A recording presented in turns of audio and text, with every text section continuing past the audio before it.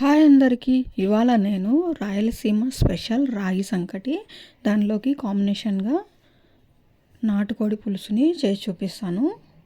రాగి సంకటి నాటుకోడి పులుసు బెస్ట్ కాంబినేషన్ అన్నమాట. రాయలసీమలో ఒక్కటే కాదు కానీ ఇప్పుడు హెల్త్ పరంగా చూసుకొని అందరూ రాగి సంకటి తినడానికి ఇష్టపడుతున్నారు. ఈ కాంబినేషన్ రెసిపీ కూడా టేస్ట్ మాత్రము సూపర్ ఉంటుంది. అసలు రాగి సంగటిలోకి ఏదైనా రోటి పచ్చడి వేసుకొని తిన్నా చాలా అద్భుతంగా ఉంటుంది టేస్ట్. ఎన్నో ఆరోగ్య ప్రయోజనాలు ఉన్నటువంటి ఈ రాగి సంగటి అలాగే నాటుకోడి పులుసుని ఎలా చేయాలో ఇప్పుడైతే చూద్దాము. ముందుగా 2 గ్లాసుల బియ్యాన్ని మంచిగా వాష్ చేసుకొని 2 గ్లాసుల బియ్యానికి ఒక 20 గ్లాసుల వాటర్ని వేసుకొని మెత్తగా రైస్ని బాయిల్ చేసుకోవాలి. ఇక్కడ నేను తీసుకున్నటువంటి బియ్యము రేషన్ బియ్యము, మనం మామూలు బియ్యంతో అయినా చేసుకోవచ్చు. ఇలా మెత్తగా రైస్ని ఉడికించుకోవాలి. ఇలా ఉడికిన తర్వాత టేస్ట్కి సరిపడా సాల్ట్ వేసుకోవాలి. సాల్ట్ వేసుకునేటప్పుడు కొంచెం చూసి వేసుకోండి. తక్కువైనా తినొచ్చు కానీ ఎక్కువ అయితే అస్సలు తినలేము కదా. సాల్ట్ వేసుకున్న తర్వాత బాగా మిక్స్ చేసుకోవాలి. ఇప్పుడు 2 గ్లాసుల బియ్యం తీసుకున్నాం కదా మనము. 2 గ్లాసుల బియ్యానికి 1 గ్లాసు రాగి పిండి తీసుకోవాలి. నేను ఇక్కడ రాగి పిండిని అప్పటికప్పుడు మిక్సీలో వేసుకున్నాను. మీరు రెడీమేడ్గా దొరికే రాగి పిండి అయినా తీసుకోవచ్చు. ఇలా గ్లాసు రాగి పిండి వేసిన తర్వాత మూత పెట్టి ఒక 5-6 నిమిషాలు అలా వదిలేసుకోవాలి లో ఫ్లేమ్ మీద. 5-6 నిమిషాల తర్వాత మూత తీసి గరిటెతో మంచిగా మిక్స్ చేసుకోవాలి. ఎక్కడ రాగి ఉండలేం లేకుండా బాగా మిక్స్ చేసుకోవాలి. ఇలా బాగా మిక్స్ చేసుకొని మూత పెట్టేసి ఒక 2 నిమిషాలు అలా ఉడికించేసుకొని పక్కన పెట్టేసుకోవాలి. ఇక్కడ నేను నాటుకోడి పులుసు చేయడానికి మసాలా అయితే ప్రిపేర్ చేసుకుంటున్నాను. కొంచెం ఎండు కొబ్బరి, యాలకులు అలాగే లవంగాలు దోరగా వేయించుకొని పొడి చేసి పక్కన పెట్టేసుకోవాలి. నేను ఇక్కడ నాటుకోడి పులుసు చేయడానికి ఒక పెద్ద సైజు కుండ అనేది తీసుకున్నాను. ఆ కుండలో ఒక 6 స్పూన్ల ఆయిల్ వేసుకుంటున్నాను. ఆయిల్ వేసుకున్న తర్వాత మిక్సీ చేసుకున్నటువంటి ఒక 2 ఉల్లిపాయల పేస్ట్ వేసుకుంటున్నాను. ఆ ఉల్లిపాయ పేస్ట్ని దోరగా వేయించుకోవాలి. లో ఫ్లేమ్లో మాత్రమే వేయించుకోవాలి. మనం కుండలో చేస్తున్నాం కాబట్టి స్టవ్ అనేది మరీ ఎక్కువగా పెట్టేసుకోకుండా లో ఫ్లేమ్లో మాత్రమే చేసుకోవాలి. ఉల్లిపాయ దోరగా వేగిన తర్వాత ఒక 2 స్పూన్ల అల్లం వెల్లుల్లి పేస్ట్ వేసుకోవాలి. అల్లం వెల్లుల్లి పేస్ట్ కూడా మంచిగా ఆయిల్లో ఫ్రై చేసుకోవాలి.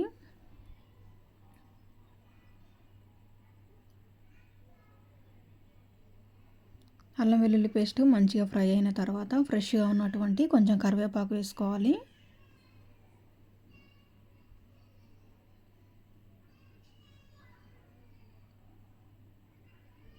మంచిగా ఫ్రై అయింది. లైట్ గోల్డెన్ కలర్లోకి వచ్చింది కదా. ఇప్పుడు 2-3 సార్లు మంచిగా కడుక్కున్నటువంటి నాటుకోడి మాంసాన్ని వేసుకోవాలి. నేను ఇక్కడ 1.5 కిలో మాంసాన్ని తీసుకున్నాను.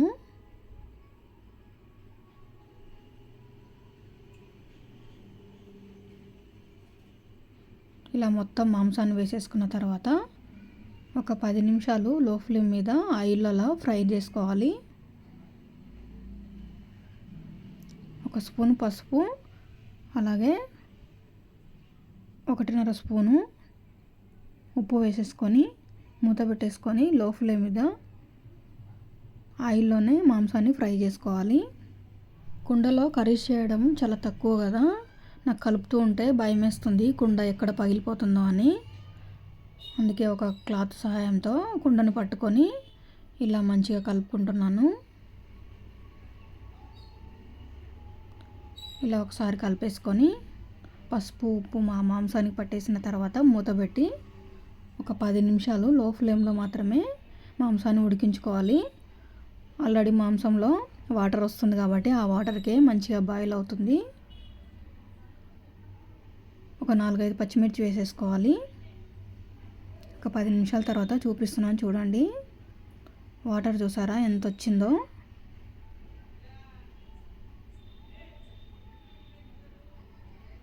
ఆ వాటర్కే సగం మాంసం మనకి ఉడుకుతుంది. ఇప్పుడు 1 లీటర్ వరకు వాటర్ పోసుకుంటున్నాను. నాటుకోడి పులుసులో కొంచెం పులుసు గ్రేవీ ఎక్కువగానే ఉంటే బాగుంటుంది.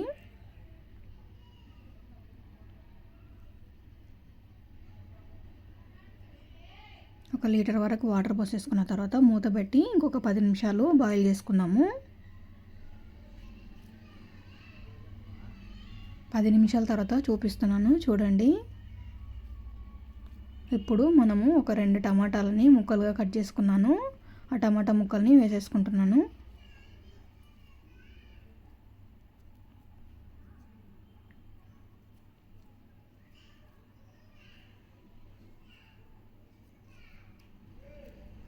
టమాటా ముక్కలు వేసుకున్న తర్వాత ఒక 2 నిమిషాలు ఉడికిన తర్వాత ఇప్పుడు మన కారానికి సరిపడా కారం వేసేసుకోవాలి. నేను ఇక్కడ ఒక పెద్ద గరిటె వరకు కారాన్ని వేసుకున్నాను. నాన్ వెజ్ కర్రీస్లో కొంచెం కారం ఎక్కువ ఉంటేనే టేస్ట్ బాగుంటుంది. చప్పగా ఉంటే అంత టేస్ట్ బాగోదు. కారం వేసేసుకున్న తర్వాత మంచిగా మిక్స్ చేసుకొని మూత పెట్టి ఒక 5 నిమిషాలు ఉడికించుకుందాము. ఇది నాటుకోడి కాబట్టి కొంచెం ఉడకడానికి టైం పడుతుంది. ఇక్కడ నేను కొంచెం చింతపండు నానబెట్టుకున్నాను. ఆ చింతపండు గ్రేవీని ఇందులో వేసేసుకుంటున్నాను. టేస్ట్ బాగుంటుంది. అలాగే మనము ఇంతకుముందే పొడి చేసి పెట్టుకున్నాము కదా కొబ్బరి పొడి, ఆ కొబ్బరి పొడిని కూడా ఇందులో వేసేసుకోవాలి. ఒకసారి అలా కలిపేసుకొని మూత పెట్టి ఒక 2 నిమిషాలు బాయిల్ చేసుకోవాలి. ఇప్పుడు నాటుకోడి పులుసు అయితే రెడీ అయిపోయింది.